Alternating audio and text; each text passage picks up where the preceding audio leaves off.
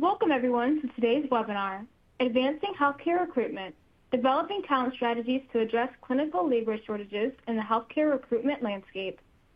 On behalf of Becker's Healthcare, thank you for joining us. Before we begin, I'm going to walk through a few quick housekeeping instructions. We will begin today's webinar with the presentation and we'll have time at the end of the hour for a question and answer session.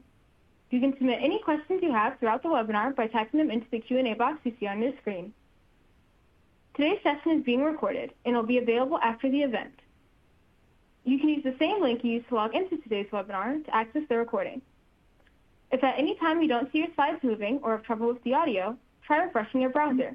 You can also submit any technical questions into the Q&A box. We are here to help. Today, we are thrilled to introduce Sarah Hazy, the Regional Vice President of Strategic Talent Solutions at AMN Healthcare. Sarah, thank you so much for being here. I'll turn the floor over to you to get us started. Thank you so much, Riz. We appreciate the time today. In today's fiercely competitive healthcare landscape, the ability to not only attract but retain skilled professionals is paramount. Healthcare organizations must navigate fluctuating staffing needs due to seasonal changes or expansions and turnover with agility and precision. We often hear that executives are seeking ways to combat clinical labor shortages and the rising cost of labor. While going through this webinar, you'll be able to gain ways to elevate recruiting, learn how candidate marketing is pivotal to attracting top talent, and really how to foster their engagement, as well as different ways to build a robust talent pipeline for sustaining growth. Like Riz mentioned, I am Sarah Hazy. I'm the Division Vice President for AMN Healthcare, and I lead our RPO sales team. I've been honored to be in this industry for over 20 years, and I am joined by my esteemed colleagues, Jim Hine and Shannon Krall. Jim as well has been in the industry for over 20 years, designing and developing workforce solutions in conjunction with talent acquisition through solutions design, development, and implementation. Shannon is our subject matter expert in all things candidate marketing and digital strategy. She has worked with some of the largest health systems to build out and manage their employer brand campaigns and brand reputations, which helps organizations really become the employer of choice in this difficult industry. So without further ado, I'm going to ask Jim our first question, which is, what are some of the recruitment challenges we are seeing in today's healthcare landscape? Thanks, Sarah. So I really think the question is, where are we not seeing recruitment challenges, right? So I'd say nursing challenges have eased in some markets, right, due to better retention efforts, but the shortage still exists and it will be with us for a while. We continue to see a growing demand for physician, nurses, APP, almost all clinical staff. And if you look at, tech and laboratory positions, right, they have been recruitment challenged for the past 15 plus years. And those challenges continue to grow exponentially. I think the true recruitment issue we're trying to solve for is it's really hard to delineate the specific factors driving each shortage in every market. So there is no one answer, and therefore we need to look at a multitude of solutions to help mitigate those shortages because there's a variety of issues that we're trying to solve for. So again, not looking at one solution. The talent market is very dynamic. But we can tailor our workforce strategies accordingly. And to do that, it's going to take effort and a great level of detail to get there. So what are we seeing? A little bit more detail. Before we get there, I was just going to say, just touch on, for instance, we have, there's the understanding of retaining clinical talent is different in every market. So I just want to touch on that first. So, with regards to rural communities, significantly different challenges than in urban and metropolitan markets. Again, the healthcare system size, the brand, the systemness, all those are many factors that come into play. Great, thanks, Jim. And maybe I'll kick it over to Shannon for our next question. What are you seeing current clients struggling with when it comes to candidate attraction? Yeah, that's a good question, Sarah. And it's actually something Jim was just talking a little bit about in terms of like the location. One thing that I see a lot of is the challenge with supply. We understand that in those rural communities, certain locations across the United States are not heavy with supply of available talent to recruit with, from an active job seeker and passive job seeker perspective. So you're looking at it from both sides of it. There just isn't people there in that area. So we have to look at the market analysis to understand really, what is the behavior of where talent live versus where they're commuting to, and what motivators are driving them to come to those areas, and being able to base our strategies around that supply and demand kind of perspective, because we can't create people out of thin air, right? So we have to work with kind of what's available in the areas, or create a proper attraction strategy for relocation, and giving them that opportunity to see what's worth moving if that's the case, right? Other areas of concern around like the geographical market challenges also speak to, how do you make something of a smaller community more attractive to people if they don't know anything about that area? Content that focuses on what's in it for me from a broader perspective, not just am I going to get paid well, but what's the overall experience if I move there, or if I make the longer commute, going to be benefiting me if I take a new opportunity, that I don't think we're really good at, or organizations aren't really good at articulating, right?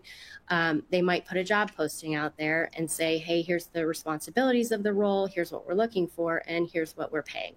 But they don't really emphasize like what's in it for them in the greater picture of what work-life balance looks like, what the experience outside of work looks like in this community. If we're going to try and pull people from other markets to these locations, we have to talk about what's in it for them from the whole broader perspective. We're also seeing candidates rejecting because of compensation. So, that is an aggressive area where healthcare systems are kind of determining, are we able to increase our pay? Or are we going to do it incrementally over a certain amount of time? Or is it something they can't afford to do at this moment? If they can't, how do you stand out from the pay component to bringing more value into that what's in it for me concept of what candidates are thinking about, right? Another component that goes into the difficulty of candidate attraction is brand reputation. What I find interesting in this area is that, oftentimes healthcare systems are very focused on patient branding, about the consumer brand of who's coming into their hospital system and using the services that they provide, but they don't emphasize the importance of the heroes that take care of those that need healing. And so not having a healthy or even a robust reputation around your employer brand is a hindrance in making it a challenge for candidate attraction. Other pieces that I've seen across healthcare organizations is the apply process that can impact drop-off from that attraction perspective. If a candidate lands on a job position or description, they read it and they are intrigued and they go to apply, but then the process is clunky or time consuming. It's not optimized for that parsing piece. They're going to drop off and not finish that application. And so you want that apply process to be improved or optimized, as well as the messaging or the metadata in those postings themselves being more inclusive and show this sense of belonging so people can connect to it and be excited that, oh, wow, this really resonates with me. This is where I want to be. So the messaging and the job descriptions are equally as important as what format they're formatted in, so that people are more attracted to the information and making that decision quicker. So I think all of those are considerations that go into what is kind of showing as struggles in candidate attraction. Thank you so much, Shannon. I think you make some great points, and I think a lot of us wish that we could create people out of thin air, but it becomes a little bit more of a challenge than that. So what is the employer brand strategy for attraction, and why do you think it's so important these days? Sure. Good question. So it's really about your organization's talent lifeblood, right? The brand strategy is really developed from your employee value proposition, or EVP, which I use a lot in this kind of description. So bear with me here on EVPs. But what it does is it takes your organization's identity, your reputation, your mission, your core values, and your purpose of your organization, and it pours into your workforce culture. It blends it with employee experience, the investments in what matters most to your people, and it takes the perceptions and beliefs your employees have on your organization and the value that they're getting from that experience as an employee, and how they are treated and taken care of there. And it wraps it all together to form collateral or a messaging or a story, if you will, that gets activated across the market, both locally on more of a grassroots kind of brand awareness level. So your community is aware of who you are, what you stand for, how you pour into your people. But then from a digital perspective, it's all across digital platforms. It's on your LinkedIn, it's on your social media handles, it's primarily on your career site. It's the way that you articulate the value that you pour into your people, and why people should join your organization. So in other words, it's the badge of honor that people wear when they're asked, where do you work? And they light up expressing all the reasons why they love working for your organization. And so that strategy is super important to be embedded into your talent attraction strategy, but also your retention strategy. Most of the time, organizations, as I mentioned, are super laser focused on just one side of the experience of healthcare, right? Patient-focused branding is all about why you should come to our hospital. We'll take care of you the best of our ability because our people matter. But we don't emphasize very well about the heroes that help that healing of the community that comes to use that system. So being able to have an employer brand strategy embedded on your social handles and being able to articulate what's in it for people who join our healthcare system then feeds into how we can best take care of our people who come for the help that they need. As we continue to see labor shortages grow across the next 10 to 15 years, Jim was talking about that earlier on, right? We have to build our strategies around the different challenges that we have from the supply, from the geographical locations. We have to consider bringing EVP into the conversations that we have with talent. What I've noticed is a lot of healthcare organizations don't have an existing EVP, or one hasn't been amplified to its full capacity. Maybe employees feel the culture and they believe in the messaging and the mission and the values.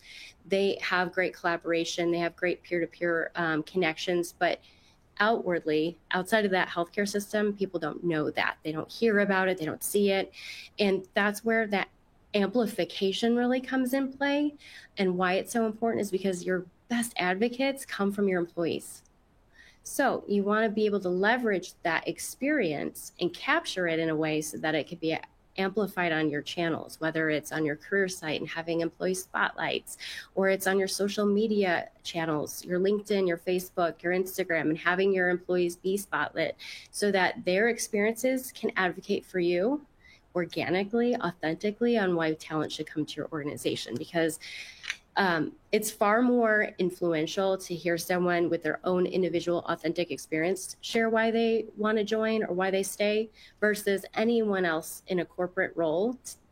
If I put something together in marketing to say, hey, Sarah, come join AMN, what I say isn't going to mean as much as if Jim told you his own experience of what it's like to work at AMN, for example. So authenticity and credibility really comes from the employee, and that's where the advocacy comes in strongest, and that's where your referrals come in the strongest because of that advocacy. So to me, it's interesting when there isn't a current strategy in place, because that's really the biggest gap.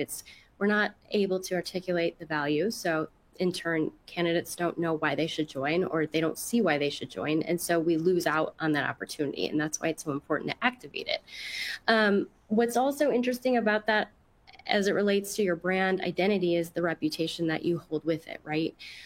One of the components that should be often thought about, which I feel like isn't a lot of the time, is the Glassdoor ratings. The reputation platforms like Glassdoor and Indeed, for example, talent go there to read reviews. They hear about employee experience, they'll read the negative ones, and they want to know, what are you doing about it as a healthcare organization to fixing those problems if there's the common theme.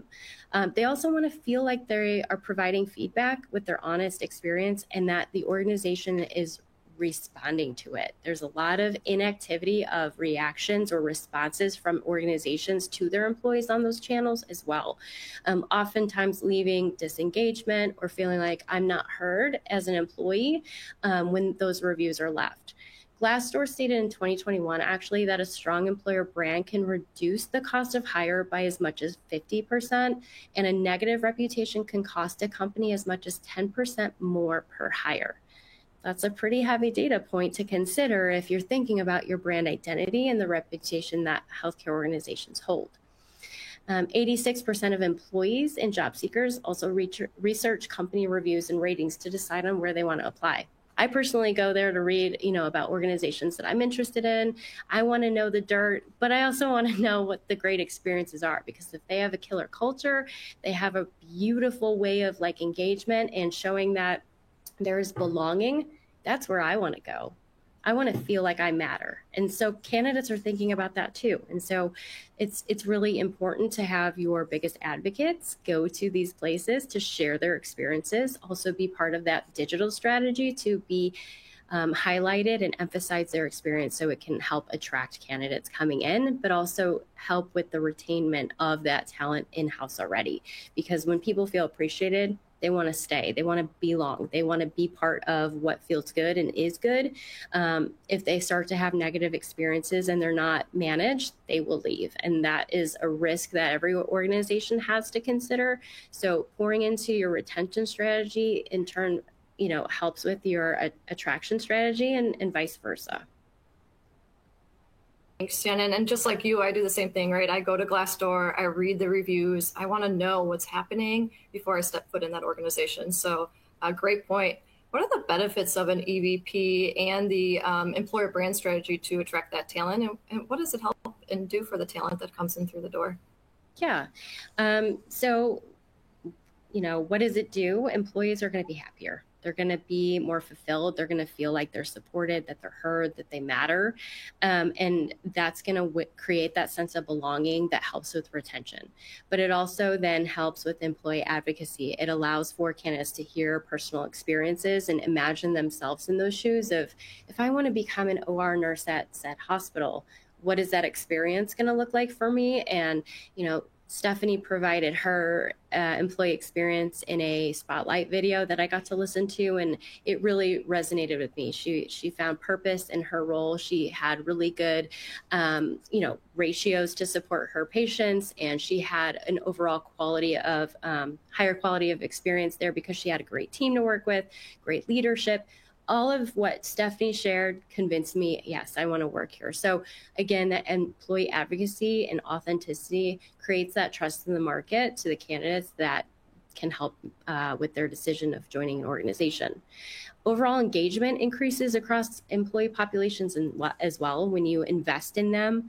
When you start to form this identity, your EVP, around the organization, and the employees are informed and excited and encouraged to share, they're going to wear that badge of honor and go to market for you naturally because they're proud. They want to be able to share their experiences and let other people feel what they feel because they feel valued.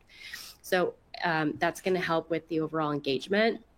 The talent will make quicker decisions when they see this content. They're going to be able to connect with it quicker.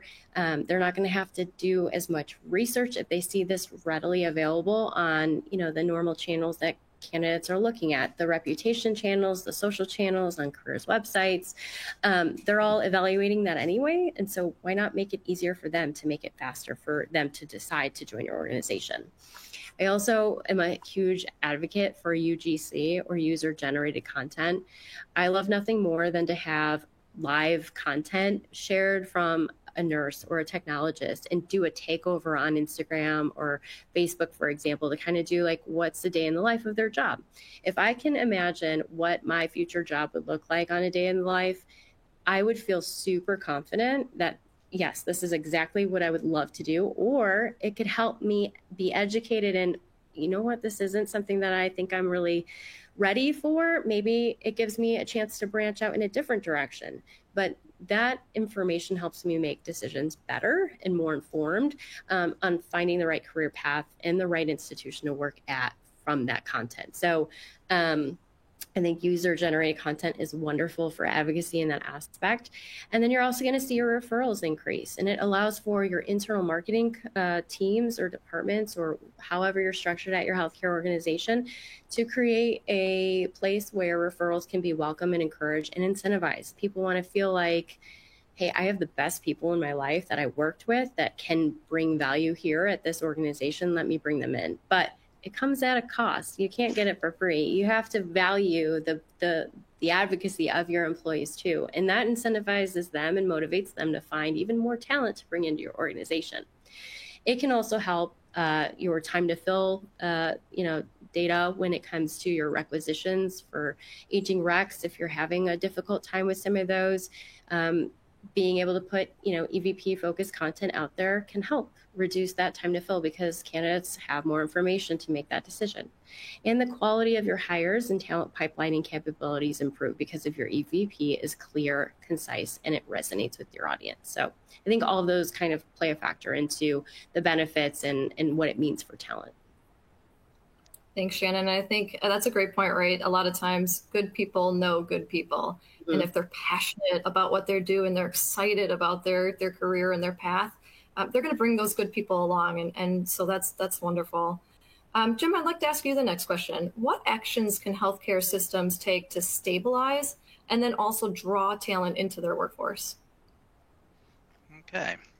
So let me break that question into two parts. Right. So first, let's start with, again, what are we seeing in the marketplace? So we're seeing really the need to strengthen and build the talent pipelines, right? Develop proactive recruitment approaches. Check. Focused efforts. We're seeing focused efforts on reducing vacancy rates, turnover rates. We've seen progress. They're still a little high, but they are trending down, which is wonderful. Organizations are further developing out their clinical ladders, using retention as a recruitment strategy. Right, that's a great next step, and there's a lot of, I say, a strong focus on developing graduate pipelines. Right, so many organizations are working to grow their own talent, working with colleges, high schools, even down to middle schools to build that pipeline. And since everybody almost has that same approach, that is becoming very competitive as well. So I would say there the challenge is, will you be growing your own talent or will you be growing someone else's talent, right? So time will tell there.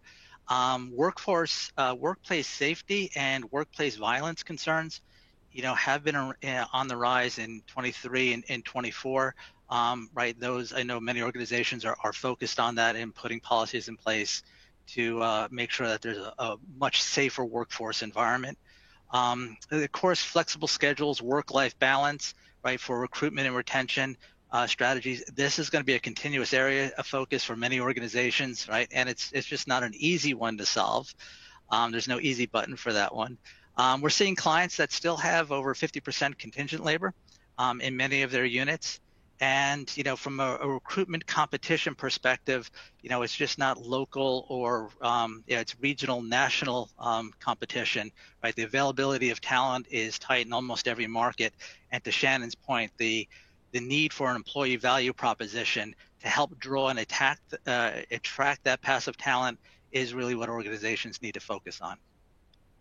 So, and I'd also say, touch on that, for the TA budget for organizations, typically we see that the TA budget may not be sufficient enough or have the resources really to solve the complexity and the many competing priorities that they're faced with. And so sometimes that doesn't allow organizations to see the shifts in the labor market, right, which impacts supply, demand, and retention. So I'll break the second part of the question into, I'll touch on a few items of how to help draw talent, right, into your organization and the workforce. So, to identify the talent factors impacting candidate attraction, right? We know that compensation's big, as we touched on, employer value proposition important.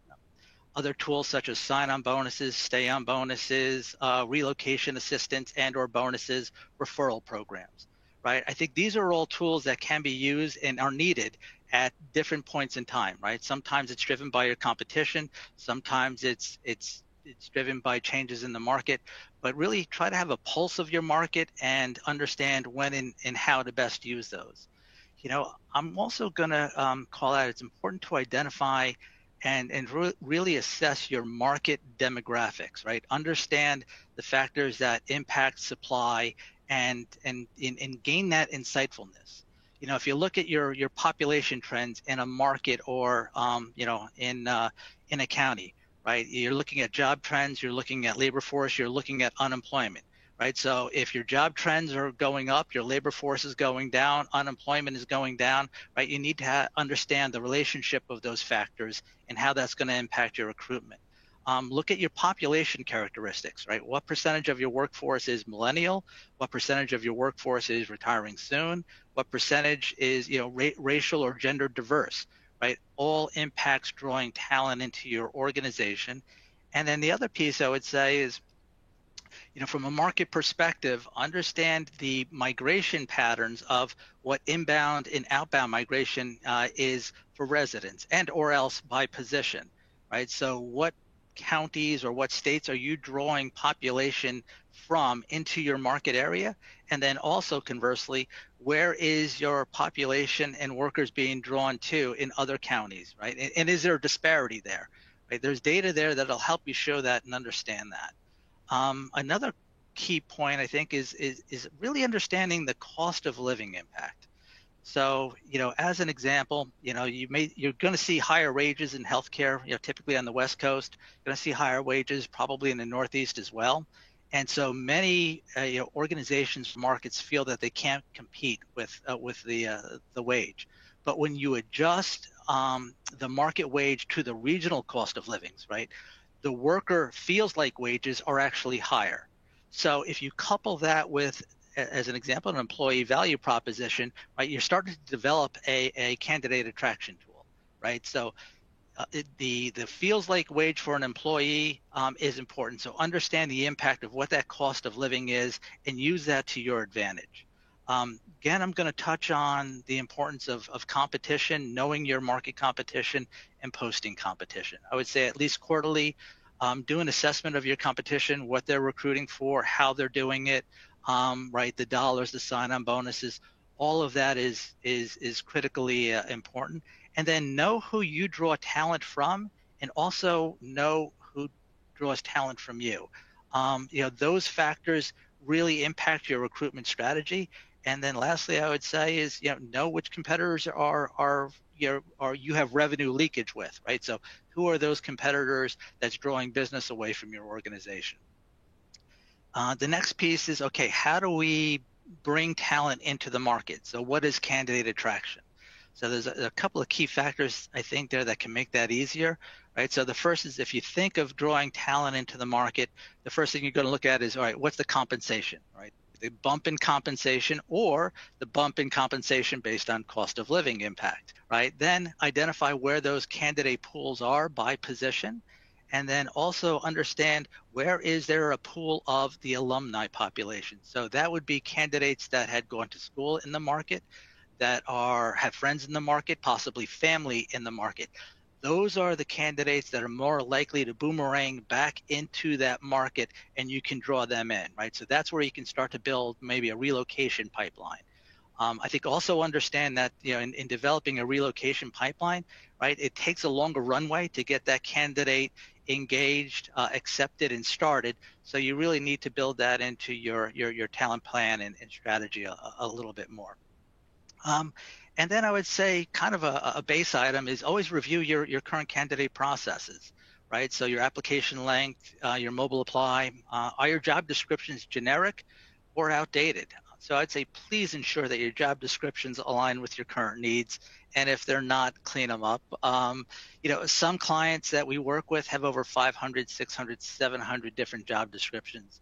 And they're standard and they're base, and it's not efficient and it's not attractive to the candidates, right? So think about it from the candidate perspective and how you can draw them in. I also think that the candidate hiring experience in the markets generally has gotten a lot better in the past year. And to me, that is key. As every organization is struggling with turnover and attrition, the biggest bucket of turnover, or maybe the biggest or one or two buckets of turnover in an organization, is going to be in that first year.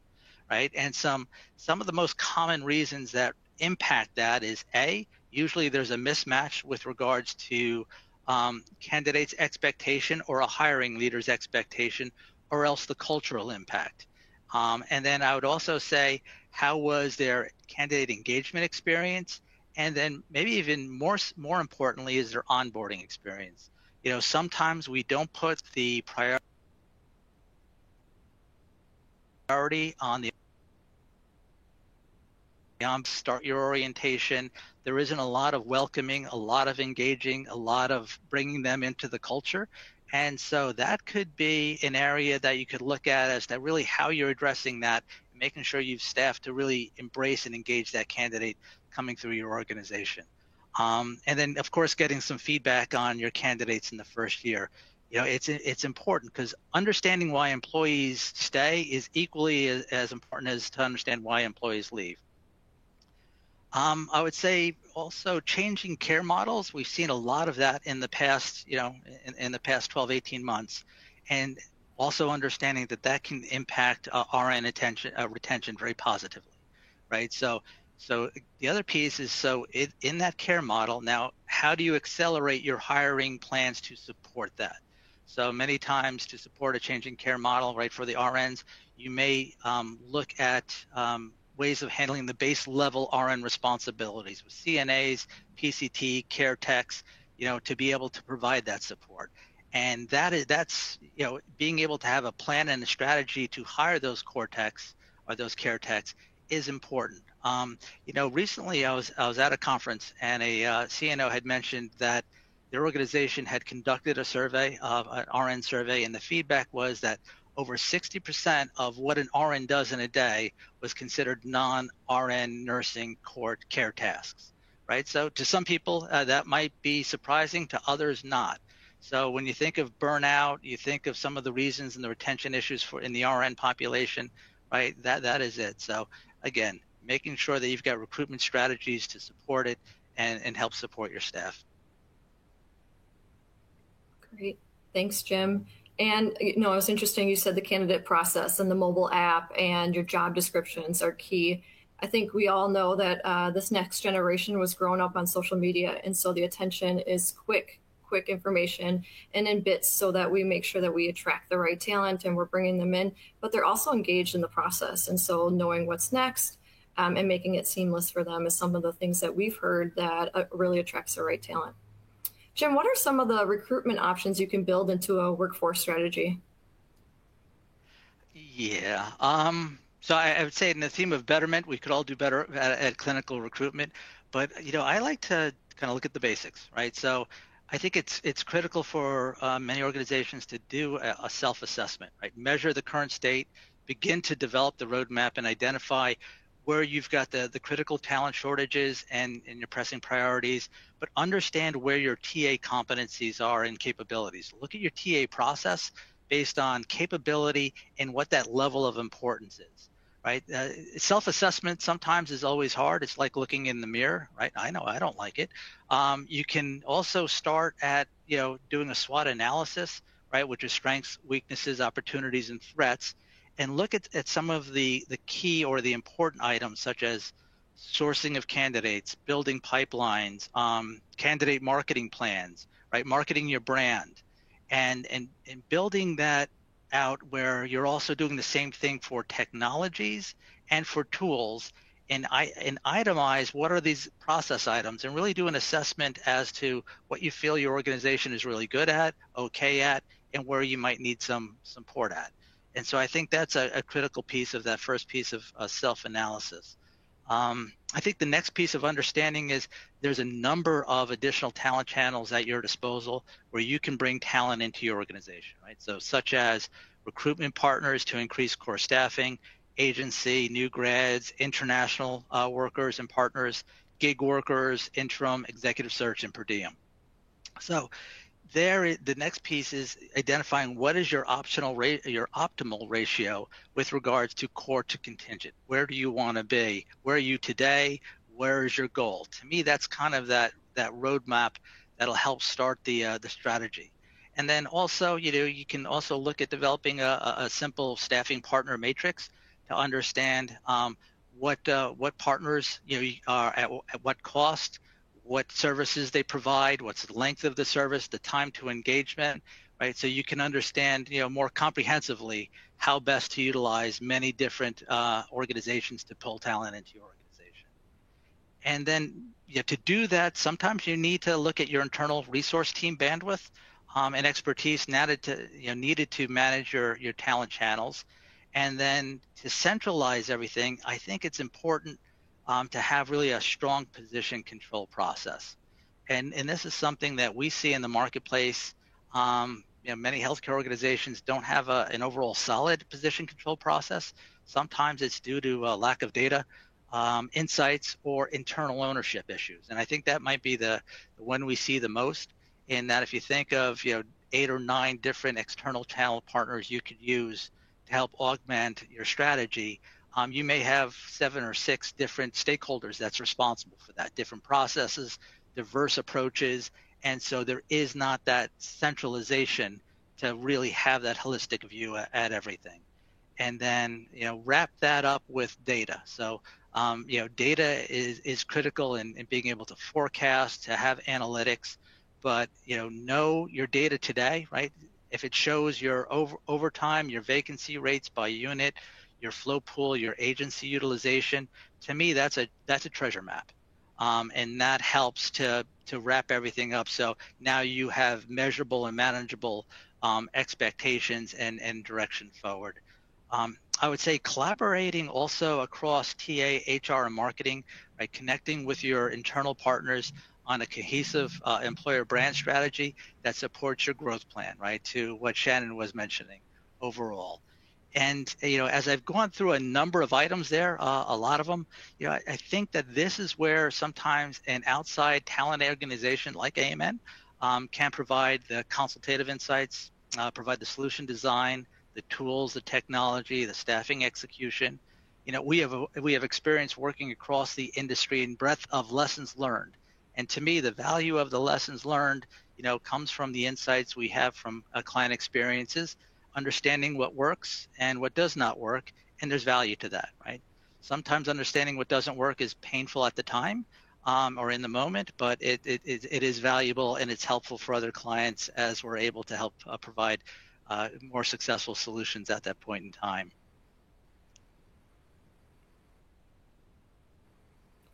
I think the next question I have for you, Jim, is the number one question we hear these days, and that is systems reduce labor costs and build a successful strategy at the same time. Yeah, that's a good question. I think it starts with workforce planning, right? So that needs to be thought of differently. The pressure is on to find the right workforce blend. What's the right model? What's the right technology? Right resources? Right partners? Right, and then to execute on the plan. Everything comes down to execution. I think this is where recruitment partners can truly be impactful and help our clients with accelerating their hiring goals, right? Accelerate the time to their core FTE achievement that will help with their labor strategy. And what I mean by that is by understanding some of the key inputs, right? Where your current FTE headcount is, where your target FTE headcount is, right? Your current turnover and hire rate percentages. If you boil that down to, looking at it, from terminations per month versus, your net hires per month, we can calculate the time it takes to achieve your overall FTE goals, where you want to be. And for an example, a recent client, based on their current assessment, with their time to achieve FTE goal, it was going to take just over 8 years. And then by increasing additional core hires, per month, I think it was about 18 per month, through, working with us in an RPO solution, their potential of achieving their FTE goal was less than 2 years. So it accelerates bringing talent into your organization, yes. But now the impact is it impacts the opening of beds, or A, or B, keeping beds open. Patient staffing ratios, right? Better patient care, impacts RN burnout, turnover, overtime usage, contingent usage. So it is a lever that truly can help reduce your overall staffing costs. And I would say also cost savings can be achieved with additional core hires, right? Through through expanding your capabilities, or with an RPO solution.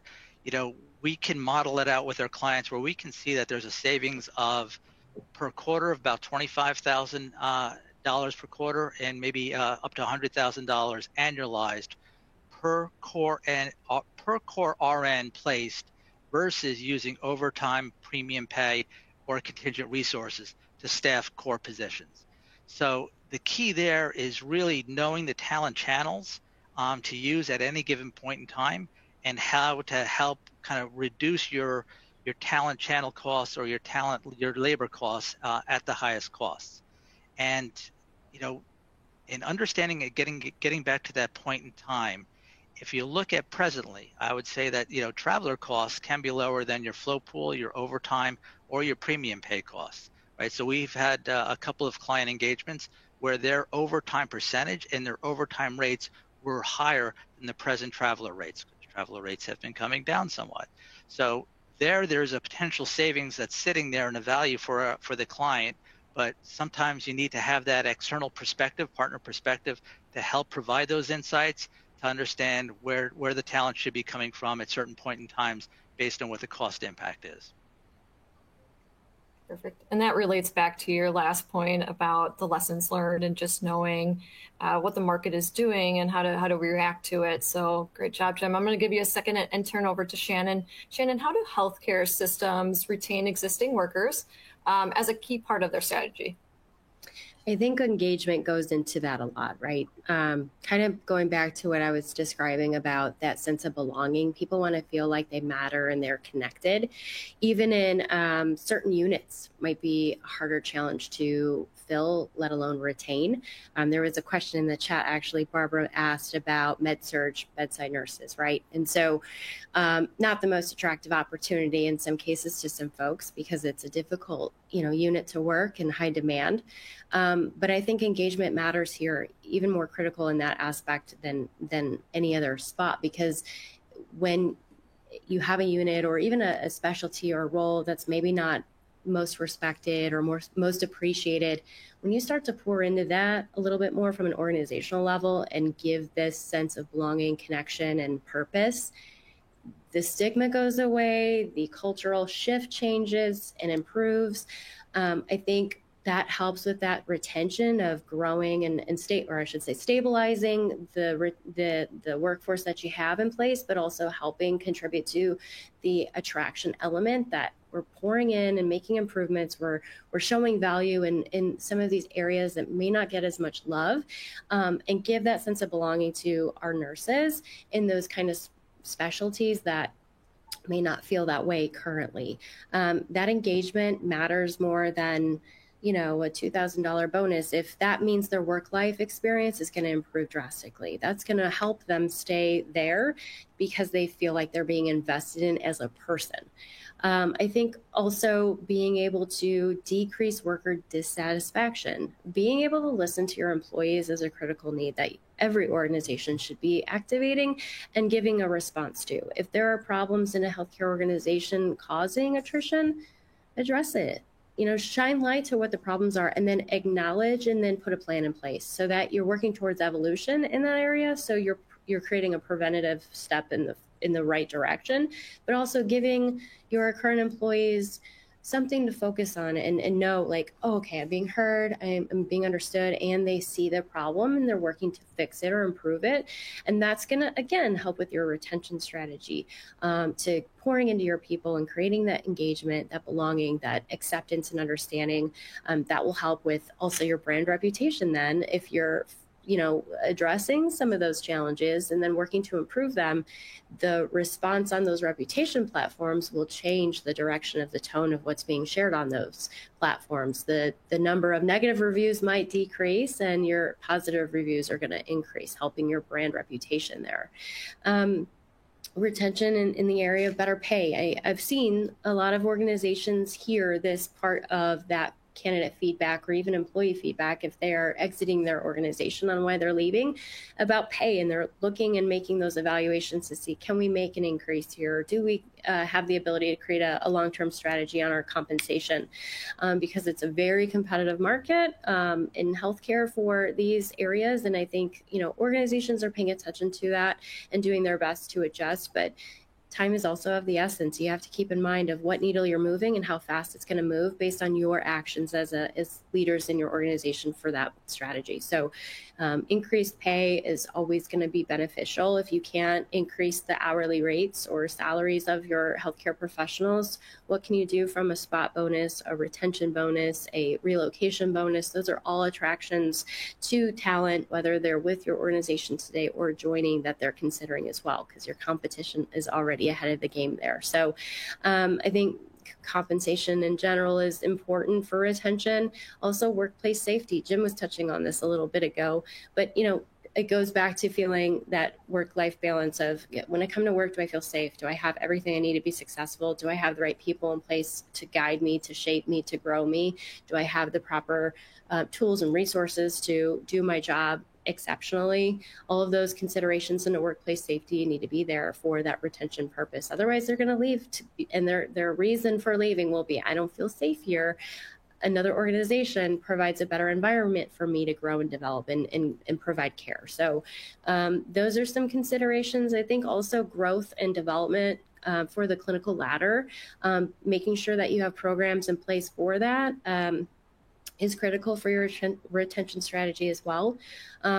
Work-life balance is super important, and flexibility is key, especially now more than ever since we got out of COVID, and now we're learning a new way of living and growing in this society. Flexibility in hours and having better work-life balance is critical. It's actually one of the top, I would say, 3 things I hear when I'm surveying why candidates are looking for a new opportunity.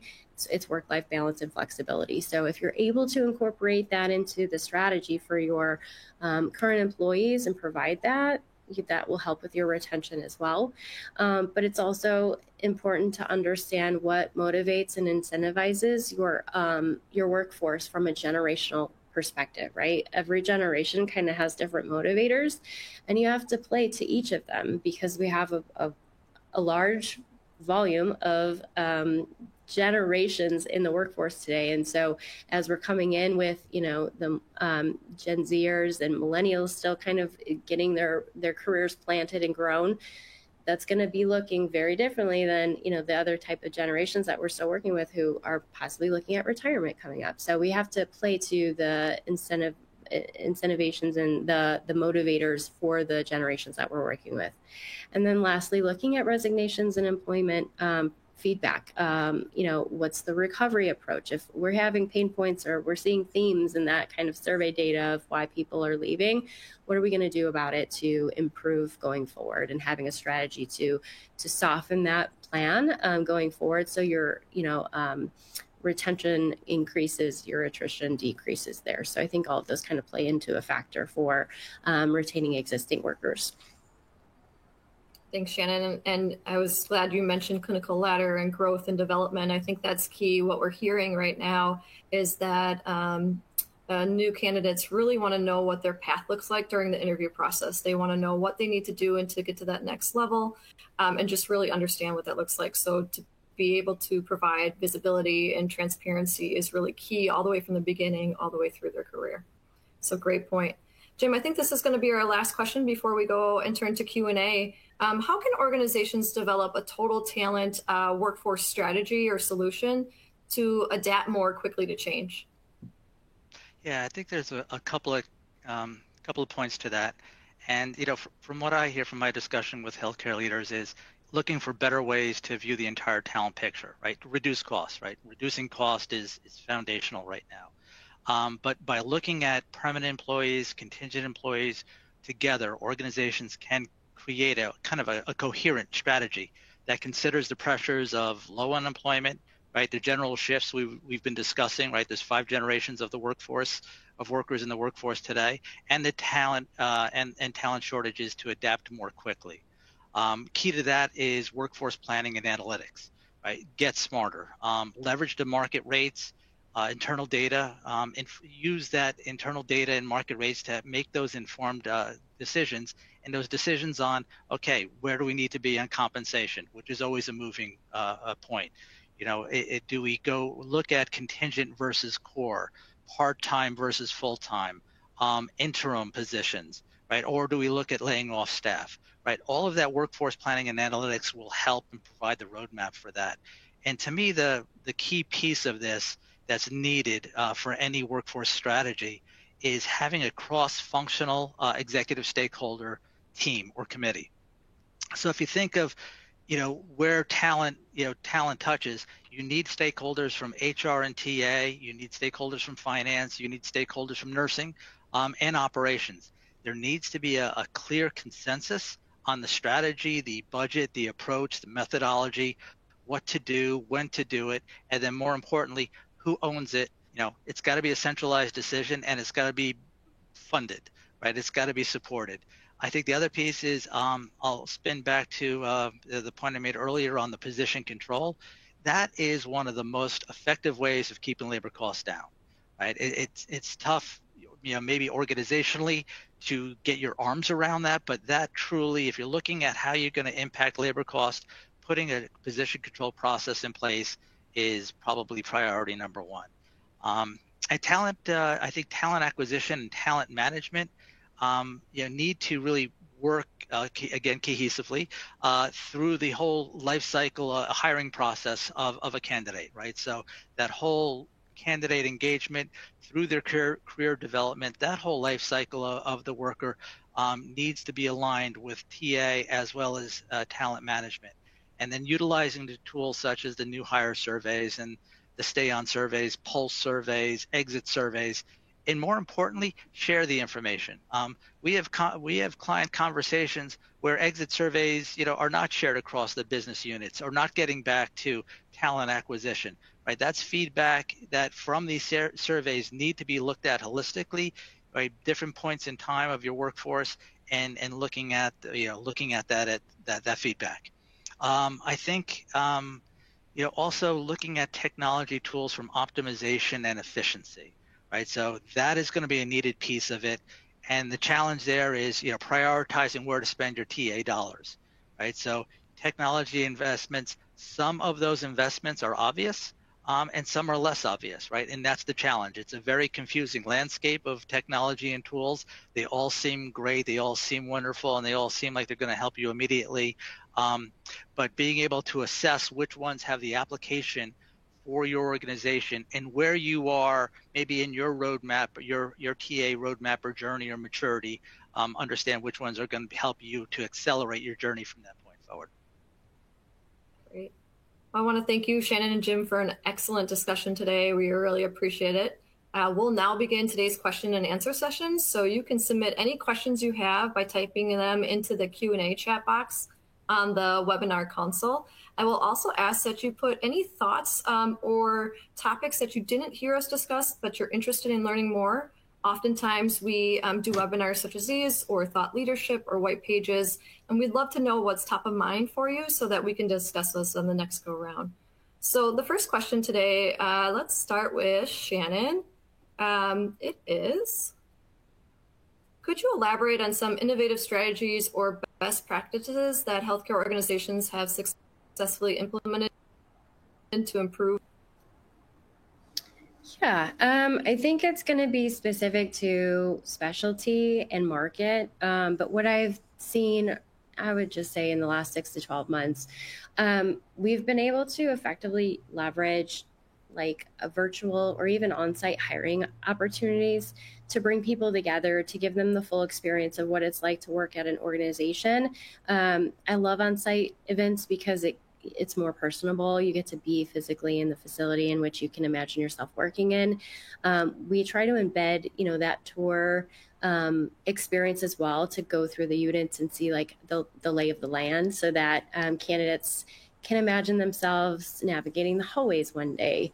They get to meet directly face-to-face with hiring managers. They get to collaborate with our recruitment teams in that aspect when we're involved, of course. But what I think brings so much value is that connection that is really critical in a healthcare system, and that environment fosters that in such a healthy way when EVP collateral is around and visibly present, when employee spotlight content is kind of writing in the background. Banners are shown about your mission statement, your benefits and offerings, your positioning with inclusion, your DE&I strategy. When it's illustrated and easily digested by job seekers who are coming into your hospital, it's all giving them the information they need to formulate that decision a lot quicker than for them to have to go in different places to go look for it themselves.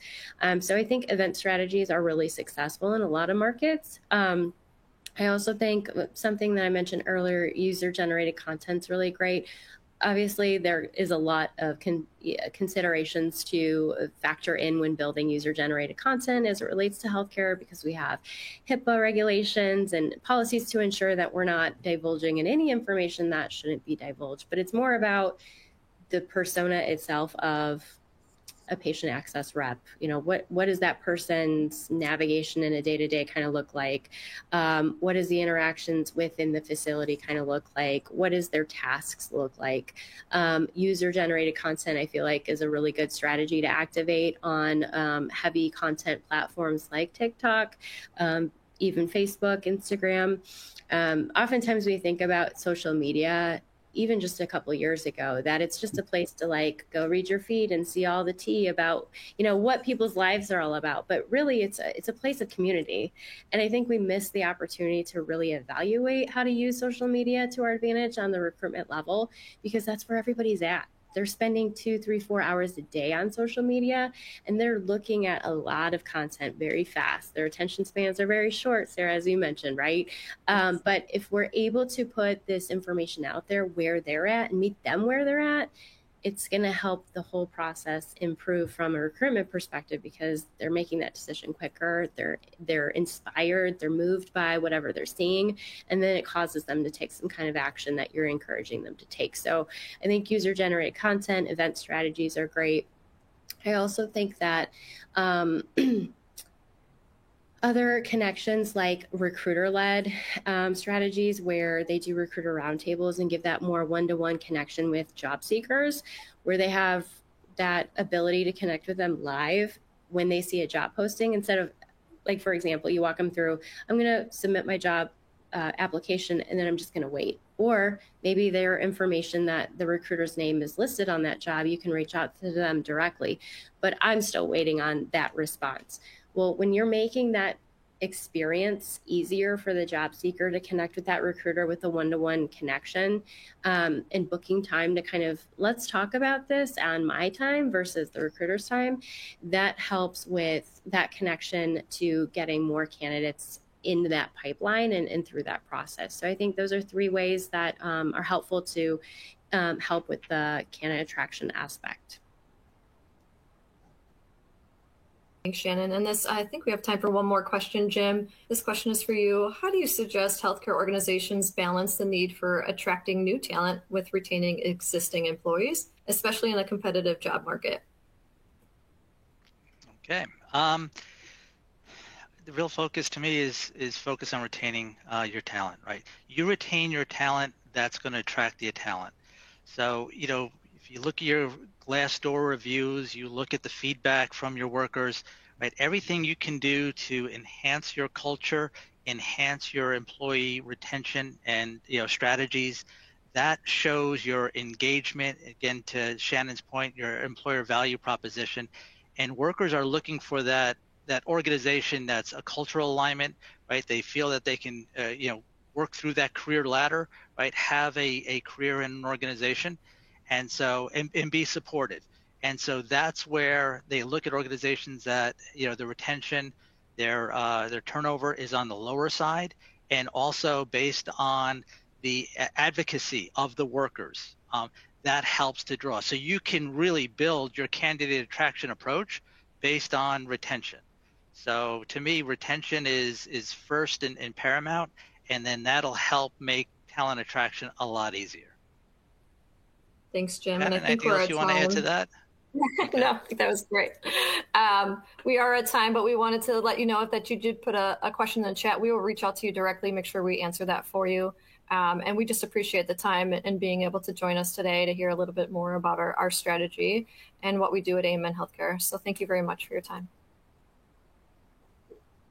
Thank you. That is all we have time for today. I want to thank Sarah, Shannon, and Jim for an excellent presentation, and AMN Healthcare for sponsoring today's webinar. To learn more about the content presented today, please check out the resources section on your webinar console and fill out the post-webinar survey. Thank you for joining us today. We hope you have a wonderful afternoon.